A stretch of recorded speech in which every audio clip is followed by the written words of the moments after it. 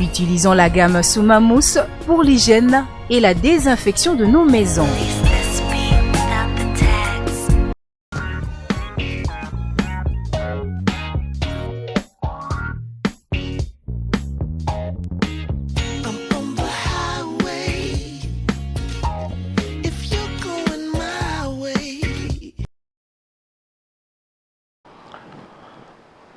Chers élèves, bonjour.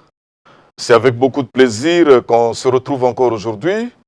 Vous savez que nous nous sommes arrêtés la fois passée dans le cadre de notre cours d'histoire. Et nous avons parlé de quoi? Qui peut me rappeler? Nous avons parlé de quoi la fois passée? Quel est le sujet que nous avons développé la fois passée? Oui, nous avons parlé de la critique historique. Critique historique. C'est ce que nous avons dit la fois passée. La critique historique, c'est la leçon de la fois passée.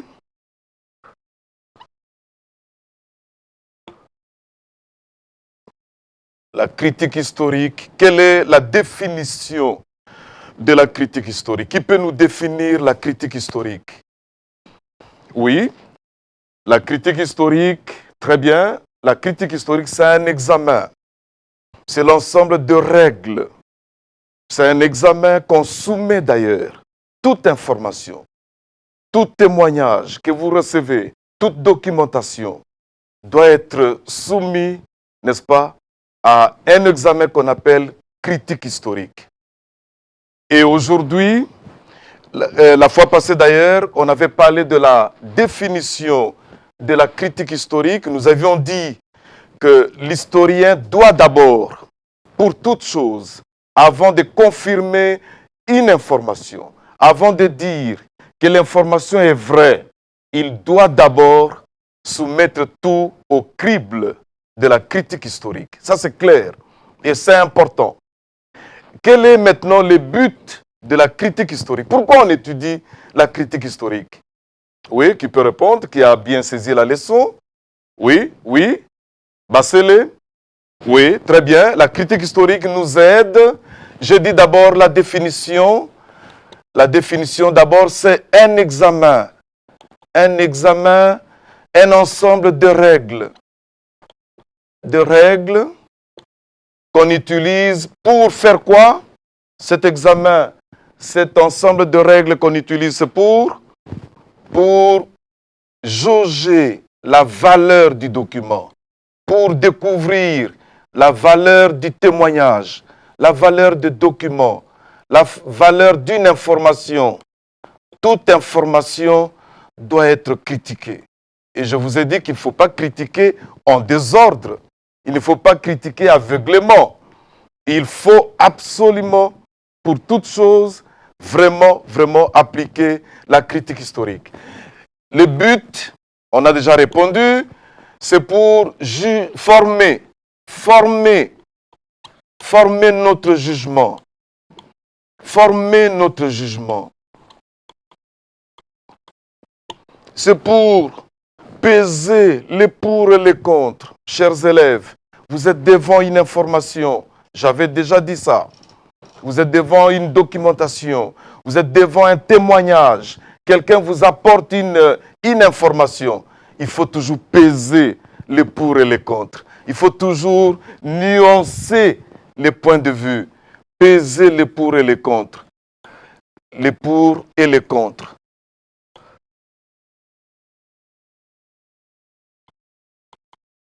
Pour établir la véracité de l'information qu'on donne, pour déterminer la valeur de l'information, déterminer la valeur du témoignage que vous avez.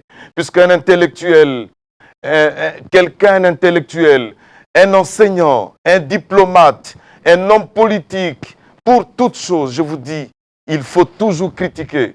Et quand vous critiquez, vous pesez les pour et les contre. Vous formez votre jugement, vous nuancez votre point de vue. Votre point de vue ne peut pas être le point de vue de quelqu'un de la rue. Votre point de vue ne peut pas être un point de vue de quelqu'un qui prend les informations comme ça. Tout d'ego, vous acceptez une information. Non, en histoire, il y a quand même un examen qu'on appelle la critique historique Et tout ça, on avait déjà vu la fois passée. Nous avions dit aussi que la critique historique est divisée en combien de parties? La critique historique divisée en combien de parties? Chimanga? Oui, en deux parties. En deux parties. Divisée en deux parties. Quelles sont ces deux parties? Divisée en deux parties. Quelles sont les deux parties de la critique historique? Oui. Oui, Kabouya. Très bien. Il y a la critique externe. Nous avons déjà parlé de ça la fois passée. La critique externe. La critique externe. Et encore, oui, la critique interne. Et la critique interne. Voilà. Très bien. Ça montre que vous êtes intelligent. Ça montre que vous avez bien compris la leçon. Ça montre que vous avez bien saisi les rouages de la critique historique.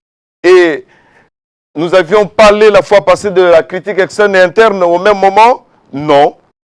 Oui, on n'a pas parlé de ça. On a parlé seulement, uniquement de la critique externe. Et nous avions dit que la critique externe a combien d'opérations?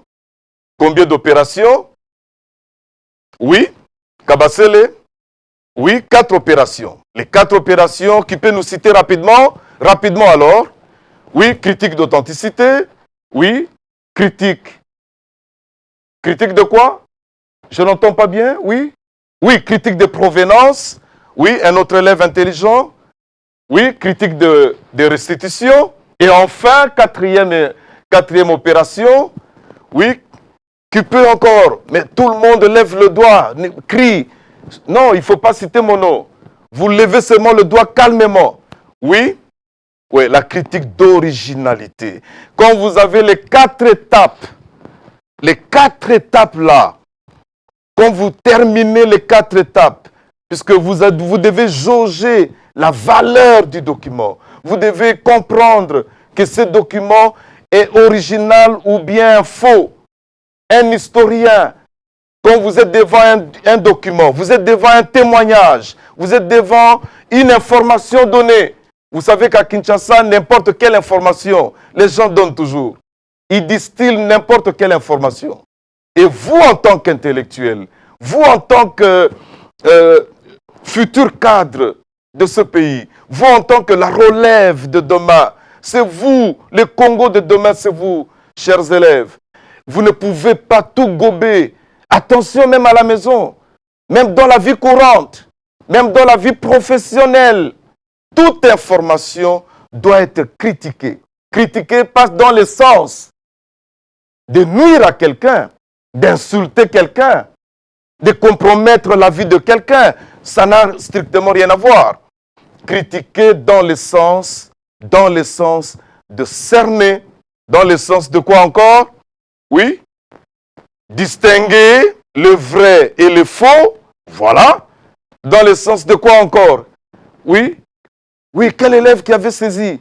De sélectionner, voilà. Sélectionner ce qui est positif. Sélectionner ce qui est meilleur. Puisque l'historien, c'est égal la vérité. L'historien, c'est la vérité. Et la vérité qui se dégage dans la bouche de l'historien, c'est une vérité qui est quand même reconnue par tout le monde, puisque on sait qu'un historien juge d'abord. L'historien critique d'abord l'information. Et quand il donne une information, on peut quand même donner un peu de confiance à l'historien. Ça, c'est important. Mais aujourd'hui, chers élèves, nous n'allons plus continuer avec la critique externe. Aujourd'hui, nous allons continuer notre leçon avec la critique. Quelle critique encore? La dernière critique qui reste, la deuxième catégorie de critique historique, oui, c'est la critique interne. Donc aujourd'hui, chers élèves, les élèves les plus intelligents de ma classe, tout le monde est intelligent ici, je suis très content. On va parler de la critique interne. Voilà, critique interne.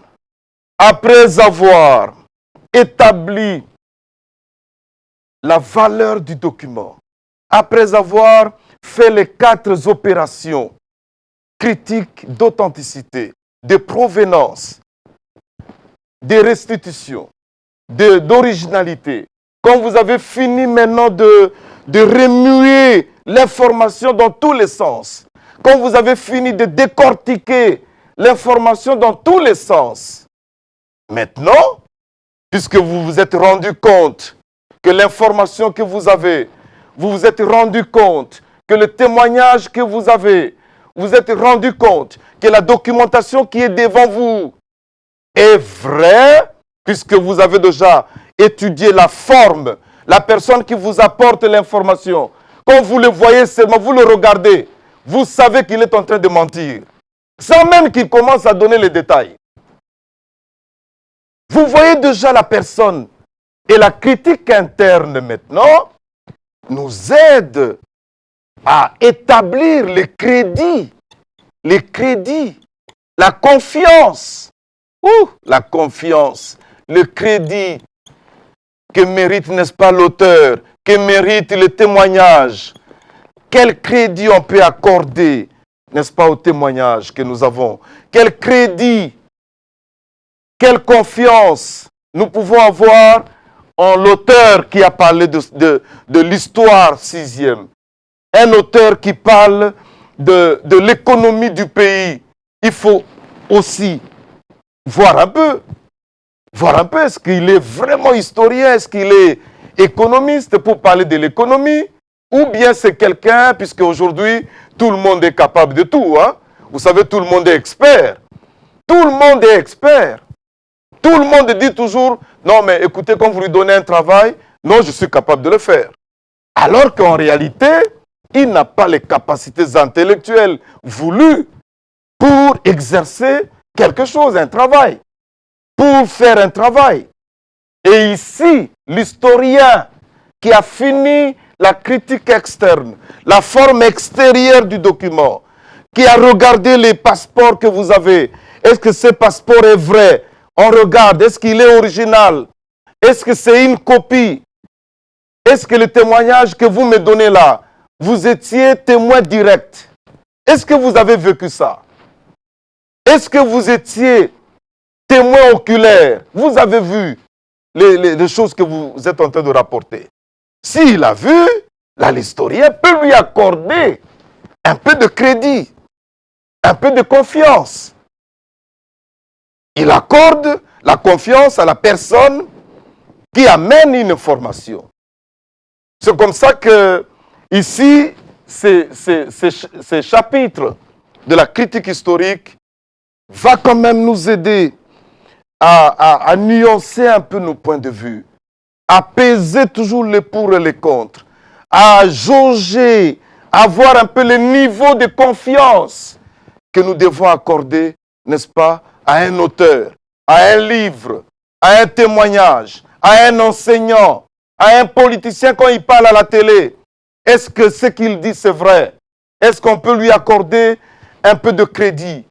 C'est comme ça qu'on appelle ça d'ailleurs, par d'autres auteurs, ils appellent la critique interne la critique du témoin.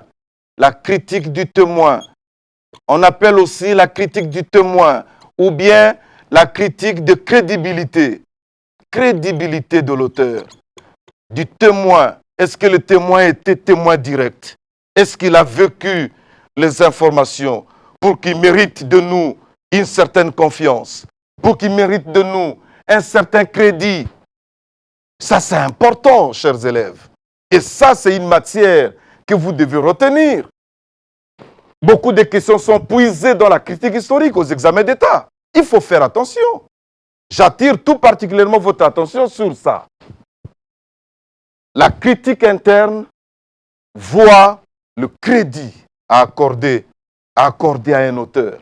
La confiance. Puisque vous savez, même dans la vie pratique, dans la vie courante, quelqu'un qui vous apporte des informations, je ne sais pas, il a ramassé ça où, il vient vous bombarder une information, et directement, puisque vous êtes naïf, vous acceptez cette information-là. Il faut vous poser des questions. Est-ce que la personne n'a pas une rancœur n'a pas un problème avec l'auteur qu'il est en train de dire? Est-ce qu'il n'y a pas de difficulté? Est-ce qu'il n'y a pas de jalousie? Tout ça, c'est la critique interne. Puisque vous entrez dans les détails du livre. Vous entrez maintenant dans le détail, dans la profondeur de l'information. Vous voulez avoir maintenant la profondeur de l'information. Vous voulez avoir maintenant la véracité de l'information. Et vous vous posez des questions là. Alors, à son tour maintenant, je dis, on l'appelle aussi critique du témoin ou critique de crédibilité. La crédibilité. La crédibilité.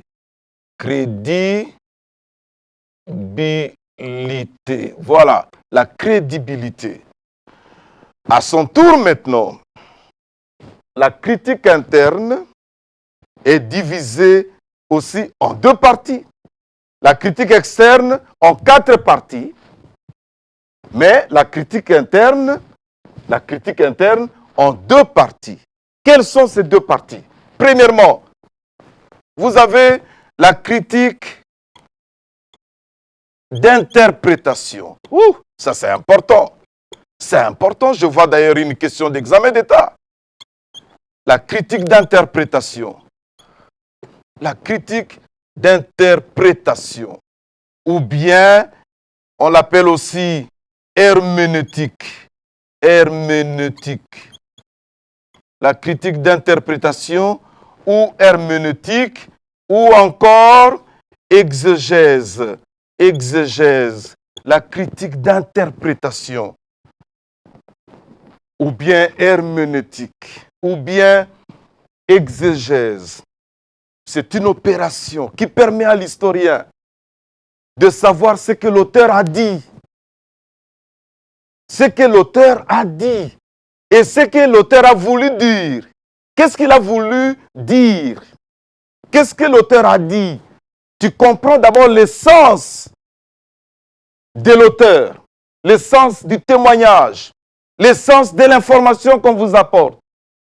Qu'est-ce que l'auteur a dit? C'est ça la critique d'interprétation. Qu'est-ce qu'il a dit? Qu'est-ce que l'auteur a dit? Il y a 2 choses. Et qu'est-ce que l'auteur a voulu dire? Voilà. Qu'est-ce que l'auteur a dit? Et qu'est-ce que l'auteur a voulu dire? Il faut entrer, il faut s'identifier à l'auteur. Il faut être à la place de l'auteur pour savoir ce qui reste même dans sa tête. La personne vous donne une information. Puisqu'ici, les problèmes de la critique historique, c'est l'information qu'on apporte. C'est la documentation qu'on apporte. Quand on écrit un livre, il y a une information qu'on veut donner. On informe la population de quelque chose. Il y a un témoignage qu'on donne. Alors, quand quelqu'un apporte une information, chers élèves, vous qui attendez les examens d'État, très bientôt d'ailleurs, puisqu'il n'y aura pas année blanche, tel que les gens sont en train de dire à gauche, à droite. Vous qui attendez les examens d'État, peu importe le temps que ça peut prendre, puisque vous savez, on a déjà étudié 3/4 de matière. Et on ne peut pas, il n'y a pas de raison pour qu'on ait une année blanche. Voilà pourquoi j'attire encore votre attention sur cette critique. Qu'est-ce que l'auteur a dit? Qu'est-ce que le monsieur a dit? Mais qu'est-ce qu'il ne veut pas dire? Qu'est-ce qui reste encore dans la tête? Quelle explication on peut donner encore? Ici, c'est le sens de l'événement, le sens de l'information. Ce que l'auteur a dit et ce qu'il a voulu dire. Je donne un exemple banal d'ailleurs. Quand Jésus-Christ nous dit, pour entrer dans le royaume des cieux, il faut être comme des petits enfants. Est-ce qu'aujourd'hui, nous tous, nous avons un âge donné? Nous devons revenir encore dans le ventre de notre maman pour être un enfant, pour entrer dans le royaume des cieux? Non, ça c'est ce que Jésus a dit. Mais il faut comprendre dans ça, dans ce qu'il a dit là. Qu'est-ce que ça veut dire? Qu'est-ce que ça veut dire ça? Il y a une explication. C'est quand vous interprétez l'information, une documentation, vous allez vous rendre compte même de ce qui reste dans la tête du témoignage qu'on vous donne, dans la tête de l'auteur. Et c'est ça la critique d'interprétation. C'est ça la critique d'interprétation. Mais attention, puisque là aussi il y a quand même des faits très négatifs. Parfois on interprète mal. Parfois on se fait des gens des idées contrairement différentes de ce qu'ils sont réellement. On peut interpréter quelqu'un, puisque vous êtes historien, il faut faire attention dans cet examen ici, dans cette opération, il y a quand même une attention, n'est-ce pas, à faire quand vous interprétez un document, une documentation, etc. Vous pouvez d'ailleurs taper à côté dans votre interprétation, dans l'idée que tu t'es faite de la personne. Et c'est ça la critique d'interprétation. Deuxième chose, il y a la critique d'autorité. La critique d'autorité. Critique d'autorité. La critique d'autorité. Ça d'ailleurs, la critique d'autorité ne voit que le crédit, la confiance que l'auteur présente. Est-ce qu'il était autoritaire? Puisqu'il faut voir aussi la personne, sa vie sociale. La personne qui vous apporte une information, l'auteur, tu es devant un livre, toi en tant qu'intellectuel, en tant qu'historien, tu dois te poser la question, est-ce que cette personne, quel est son rang social? Quelles sont les motivations qui l'ont poussé à écrire ce livre? Quels sont les rapports qu'il a avec les pygmées, par exemple? Vous sortez un livre sur les pygmées. Mais il faut se poser des questions. Comment vos relations avec les pygmées? Peut-être vous voulez défendre une cause. Et en défendant une cause, vous prenez part de la personne ou bien des personnes que vous voulez mettre en exergue dans votre livre. Vous donnez des informations, puisque là c'est le crédit, l'autorité, la personnalité de la personne. Voilà pourquoi, chers élèves, vous devez en tout cas tenir compte de votre personnalité, vous-même d'abord, votre habillement, votre façon d'être. Quand vous racontez quelque chose, il y a des gens même quand on te regarde, on dit non, non, non, lui, non, ce qu'il dit là, lui, il est toujours comme ça. On rejette, on bafoue tout ce que toi tu vas dire, puisque tu n'as pas assez de crédit. Les gens n'accordent pas de crédit à ce que tu dis, puisque tu es toujours habitué à mentir. Tu es habitué à mentir. Et c'est comme ça que l'historien doit prendre tout ce que tu dis, tout ce que tu fais, avec beaucoup de réserve. Doit prendre des précautions. Et la précaution ici, c'est la critique historique. La précaution pour un historien, c'est la critique historique. Il doit prendre des précautions. Il doit se rendre compte que pour ce monsieur-là, je ne peux pas accepter tout ce qu'il a dit. Peut-être il fait ça par haine. Il fait ça pour des raisons sociales. Il fait ça pour défendre sa nation. Peut-être. Comme dans l'autre temps, on disait Buka lokuta mbong mpate namboka. Tu es à l'extérieur, Buka lokuta. Et un historien, quand il est à côté, il t'entend parler, même si tu parles de ton pays. Il te regarde, la façon dont tu parles. Il dit non, ce qu'il dit là, c'est faux. Et il y a des gens qui sont expérimentés, qui sont prêts à tout, hein, pour rejeter tout ce que tu dis. Et c'est comme ça que même les juges, les magistrats, sont des historiens, puisqu'il y a le cours de critique historique, même dans les cours de droit. La critique qui permet au magistrat, il est là calme seulement, il ne parle pas. Toi, tu commences à parler, tout ça, et après, il te dit, tout ce que tu as dit, c'est faux. C'est ça. C'est ça, chers élèves. C'est comme ça que quelqu'un peut s'égosiller, quelqu'un peut se détendre à expliquer, mais à la fin de compte, on lui dit, non, tout ce que tu as dit, c'est du mensonge.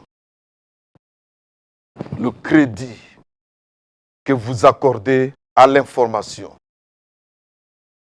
la valeur de l'information. Ici, c'est la valeur de l'information. La critique historique, c'est la valeur de l'information. C'est un examen. Il faut tout examiner.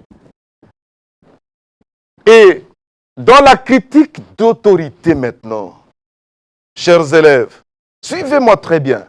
Dans la critique d'autorité, il y a aussi quelques examens là-bas qui font partie de la critique d'autorité. Il y a d'abord, vous devez vous poser la question sur la compétence. La compétence. La compétence de l'auteur. La compétence de celui qui informe, de celui qui donne l'information. La compétence de l'auteur. L'auteur qui a sorti un livre, est-ce qu'il a été compétent? Est-ce que les 5 sens sont normaux? Est-ce que les 5 sens sont normaux? Est-ce qu'il a les capacités intellectuelles et les qualités voulues pour parler d'un événement, d'une observation donnée? Est-ce que tout ce qui est dans ce livre ici, tu feuillettes même le livre, puisque la critique interne, tu es déjà dedans. Tu feuillettes même le livre, tu regardes tout ça. Est-ce que le monsieur là était capable, n'est-ce pas, d'écrire tout ça? C'est comme ça même, moi je vous dis sincèrement, même avec les étudiants, quand je lis les mémoires, je lis un travail de fin d'études, je dis mais ça c'est du plagiat. Je sais détecter que ça c'est un plagiat. Il n'a fait que recopier. Ça ne vient pas de lui. Puisque vous savez l'intelligence de l'enfant. Vous connaissez son intelligence, le niveau de l'intelligence. Vous connaissez le niveau de compréhension. Les réponses qu'il donne en classe. Vous les connaissez, vous connaissez la personne qui est dans votre entourage, dans votre maison. Et vous vous dites, cette personne-là n'est pas capable de sortir un livre de haut niveau comme ça. Et là, l'historien prendra ce livre avec beaucoup de réserve. Il va rejeter ça. Ça, c'est la compétence. La compétence. On jauge, on regarde, on mesure la valeur, n'est-ce pas, de l'auteur. Est-ce qu'il était compétent? Est-ce qu'il était sincère? Oui. Est-ce que tu étais sincère? Est-ce que ce que tu as dit, tout ça, ça remonte sur la confiance, le crédit qu'on doit accorder. Est-ce que le monsieur qui a fait des recherches sur X, sur telle personne, qui raconte des histoires sur la personne, est-ce qu'il est sincère? Est-ce qu'il dit vraiment la vérité? Est-ce qu'il a bien noté? Il a bien noté les informations. Est-ce qu'il n'a pas un problème particulier avec la personne? Puisqu'il y a un acharnement, par exemple. Est-ce qu'il n'y a pas un problème? Et les historiens vont creuser d'ailleurs, vont scruter pour en découvrir, n'est-ce pas, la réalité des choses. C'est ça l'historien. Vous allez voir même au tribunal, quelqu'un là, il invente des histoires sur toi. Mais l'historien, et surtout en justice, je vous ai dit qu'il y a des historiens, chers élèves. Bossamba, il faut suivre ici. Oui, la leçon est très attrayante. Il faut suivre. Et il y a beaucoup de questions sur la matière que je donne là. Il ne faut pas de causer, pas de dialogue. Suivez-moi. Donc, j'étais en train de vous dire que au-delà, en dehors de la compétence, c'est-à-dire est-ce qu'il avait des capacités intellectuelles? Est-ce que les sens sont-ils, est-ce que les sens sont normaux? Est-ce que il était sincère aussi? Il n'a pas dit des choses par la haine, par la jalousie. Il n'a pas dit des choses puisqu'il veut servir une cause politique, une cause sociale. Tout ça, c'est l'historien que vous êtes d'ailleurs. Puisque demain, beaucoup d'entre vous, c'est comme ça que moi j'ai fait l'histoire. Puisque mon professeur était un bon historien. Et il m'a donné le goût. C'est comme ça que nous, dans notre temps, on suivait quand même, les professeurs étaient nos modèles. Étaient nos modèles. Moi, j'ai donné les noms de mes écoles, puisque je suis un professeur de carrière et de formation aussi. J'ai donné à mes écoles les noms de lycée Madame de Sévigné. C'est puisque mon professeur, en 3e année, parlait souvent de Madame de Sévigné, douleur de séparation, en 3e année secondaire. C'est comme ça que finalement je m'étais dit, l'amour que l'enfant, Madame de Sévigné, Madame avait pour sa fille, comme c'est l'école, nous devons mettre le nom de Sévigné aussi. Comme mon professeur répétait ça à tout moment. Donc, nous sommes parfois les fruits, n'est-ce pas, de nos professeurs. On est en train de suivre leur modèle. En dehors de la sincérité, est-ce que l'auteur était compétent? Est-ce qu'il était sincère? Vous avez, est-ce que tout ce qu'il a dit est exact? L'exactitude, la sincérité, l'exactitude. Voilà. Est-ce que tout ce qu'il a raconté est exact? Est-ce qu'il a noté point par point, n'est-ce pas, les informations qu'il rapporte? Est-ce que l'auteur n'a pas oublié, n'a pas omis certains aspects, n'est-ce pas, du dossier, du témoignage qu'il donne? Est-ce que le témoignage est complet? Voilà les questions que l'on doit se poser et que l'historien doit établir. N'est-ce pas? Tout ça, la compétence, la sincérité, l'exactitude, c'est pour établir le crédit, la confiance, la critique d'autorité. Je donne un exemple. Un bulletin ou bien examen d'État. Je prends par exemple, ça a commencé en 74 par exemple, 74. Examen d'État. Le premier diplôme d'État, c'est en 74. Alors, tu fais un concours,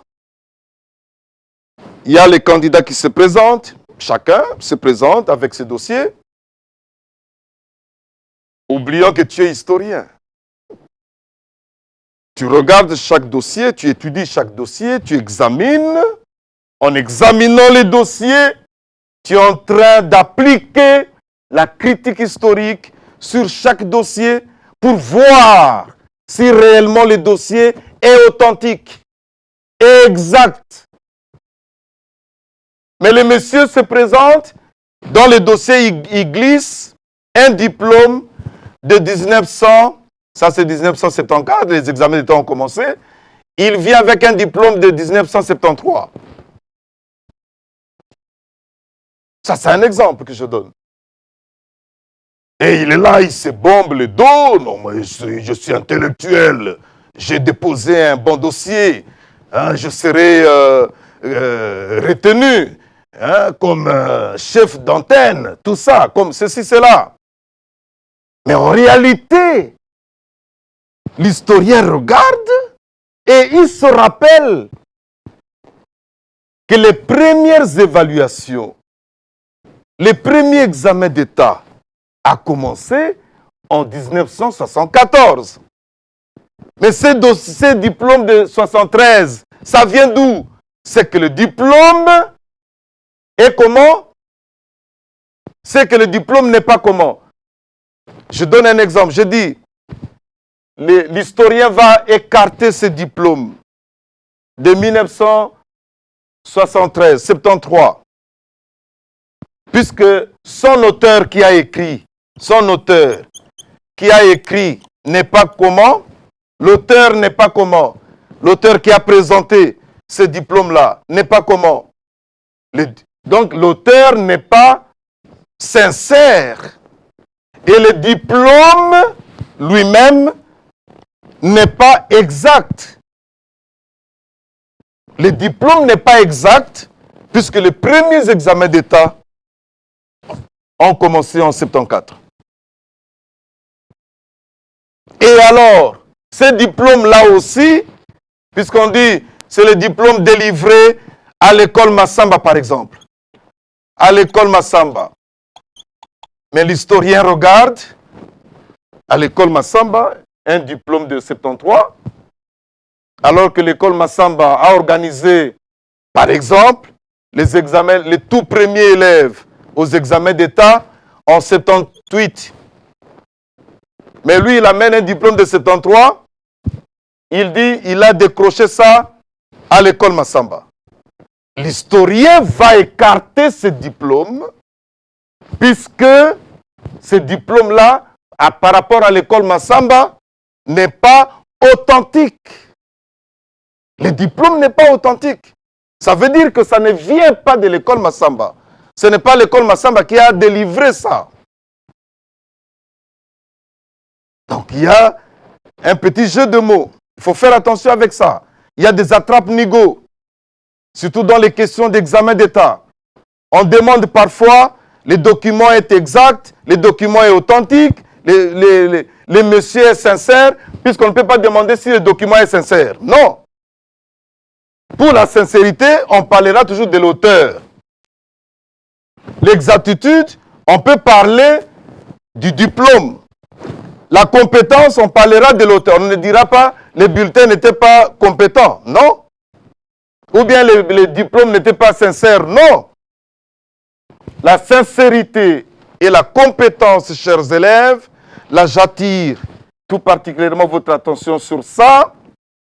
La compétence et la sincérité concernent l'auteur de la documentation, l'auteur du livre. Mais l'exactitude ou bien l'authenticité, un document qui est authentique, c'est-à-dire c'est un document qui vient de la source. Toi, tu ne cherches pas la source.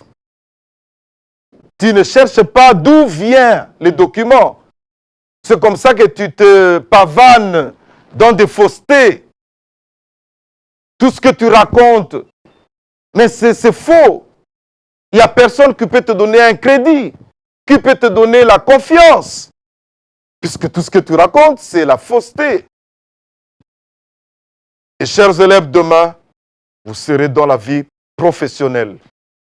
Il faut tout critiquer. Il faut toujours jauger les informations. Quand vous avez des documents, vous avez un témoignage, il faut critiquer. Il faut faire d'abord la critique externe.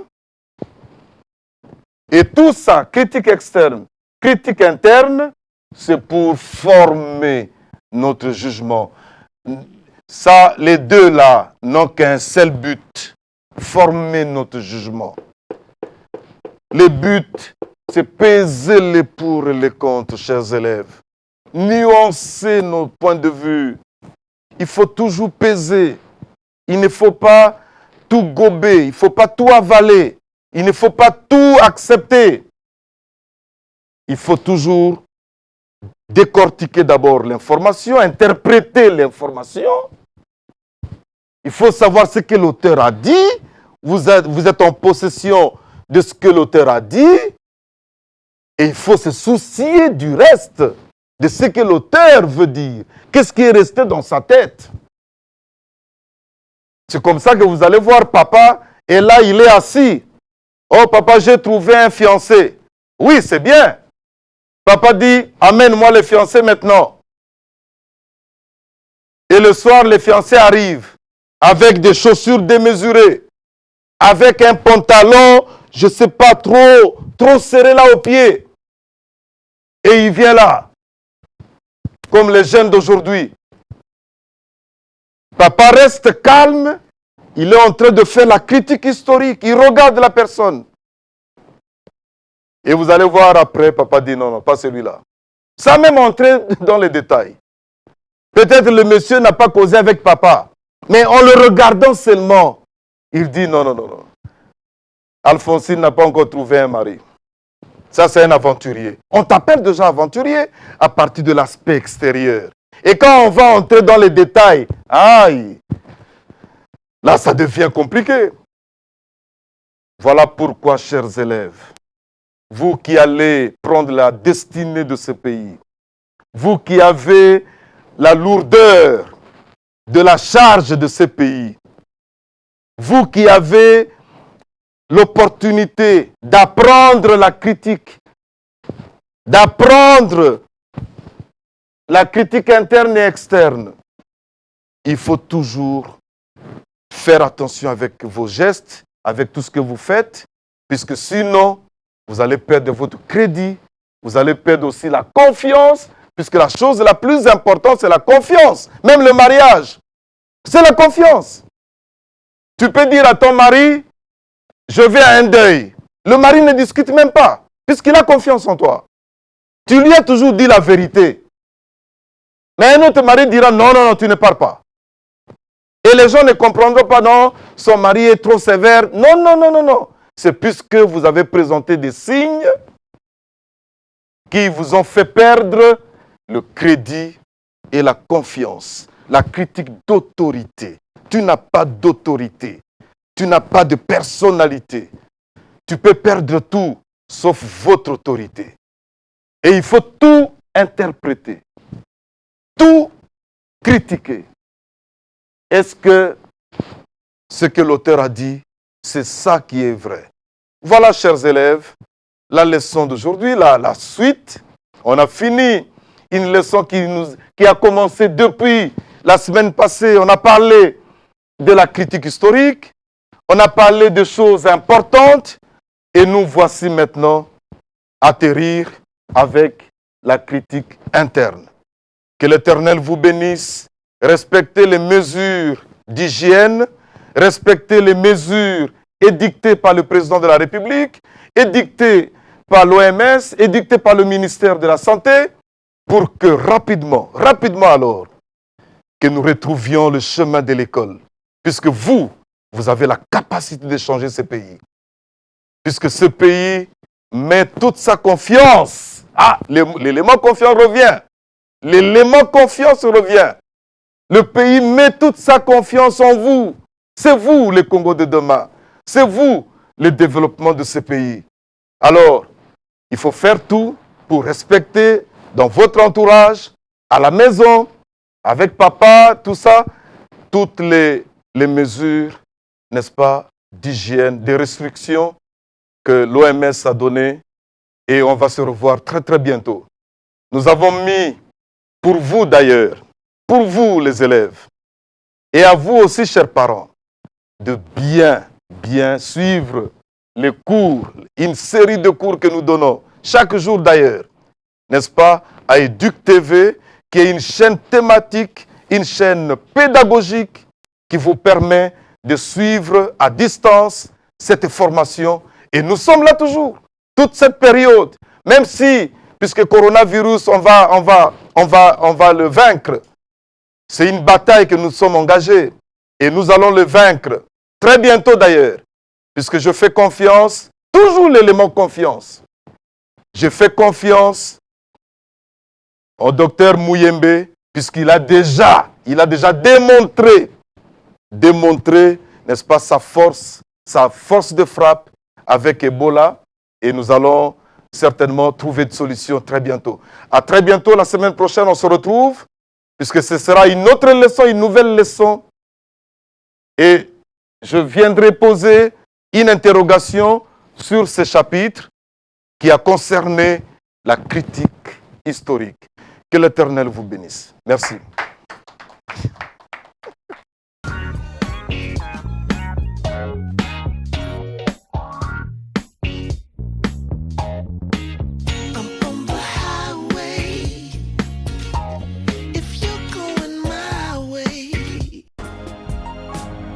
Utilisons la gamme Soumamous pour l'hygiène et la désinfection de nos maisons.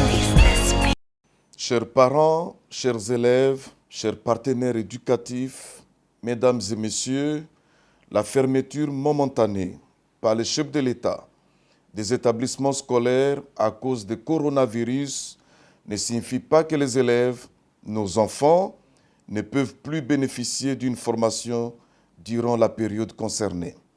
C'est ainsi que le ministère de l'enseignement primaire, secondaire et technique et son partenaire Vodacom RDC ont fait recours aux nouvelles technologies à travers l'application VodaEduc pour occuper les élèves et leur permettre de poursuivre leur formation à domicile. Nous vous recommandons d'utiliser la plateforme VodaEduc pour votre formation à 0 unité. Pour y accéder, il suffit simplement de taper VodaEduc, Vodacom CD, dans votre moteur de recherche. Cette plateforme s'inscrit dans la vision du président de la République, chef de l'État, de la gratuité de l'enseignement en proposant aux élèves des cours à 0 méga. VodaEduc, qui sera enrichi par des contenus numérisés locaux, contient 1. Plus de 8000 vidéos de cours et exercices interactifs. 2. Des items d'examen d'État pour les finalistes des humanités cycle long. 3. Des modules de formation à distance des enseignants. 4. Des messages de santé sur l'hygiène. Et 5. Des contes et récits africains. Aussi, faudrait-il signaler la mise en place d'une classe télévisée avec la chaîne Educ TV en utilisant VodaEduc pour des apprentissages en temps réel. Nous sommes convaincus que la technologie est le seul outil qui peut nous aider présentement à répondre aux besoins d'apprentissage de nos enfants et leur éviter tout dérapage éventuel.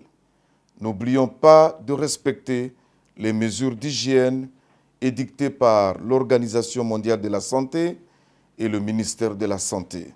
Chers parents, chers élèves, je vous remercie.